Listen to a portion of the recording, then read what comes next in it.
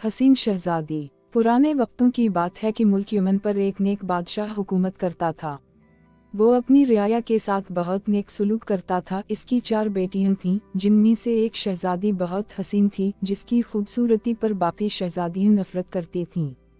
इस शहजादी का नाम शहजादी सबा था। एक दफ़ा उनका बाप किसी काम की गर्ज से बैरून मुल्क गया। उसने अपनी सारी बेटियों से उनकी ख्वाहिशात पूछीं।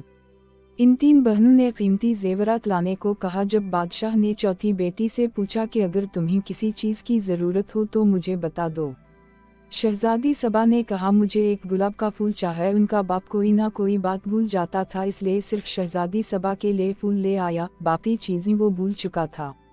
जब वो घर आया तो शहजादियाँ दरवाजे पर खड़ी अपने बाप का इंतज़ार कर रही थीं। जब उनका बाप आया तो सिर्फ एक फूल के अलावा इसके पास कोई चीज़ ना थी। शहजादियों ने अपने बाप को बुरा भला कहकर बाप की नाफरमानी की। शहजादी सबा कमरे में जाकर रोने लगी। उसका बाप कमरे में आया और उसका फूल उसे दे दिया। बादशाह ने कहा, दुनिया में सबसे ज़्यादा कीमती चीज़ वालिदन की खिदमत है।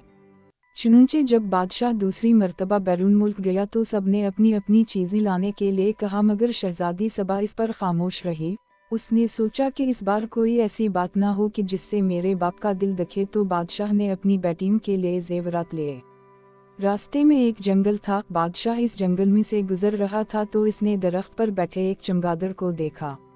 वो चमगादड़ असल में एक खौफनाक जिन था। इसने बादशाह को कैद कर लिया।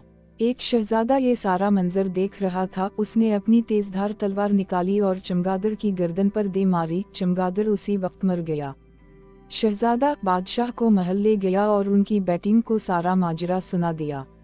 शहजादियाँ अपने बाप के पास आईं और अपने बाप से नाफरमानी पर माफ़ी मांगी। बादशाह ने उस वक्त अपनी सारी बेटियों में से सबा पर फ़ख्र महसूस किया और अपनी सारी बेटियों को गले लगा लिया। सब हंसी खुशी रहने लगे।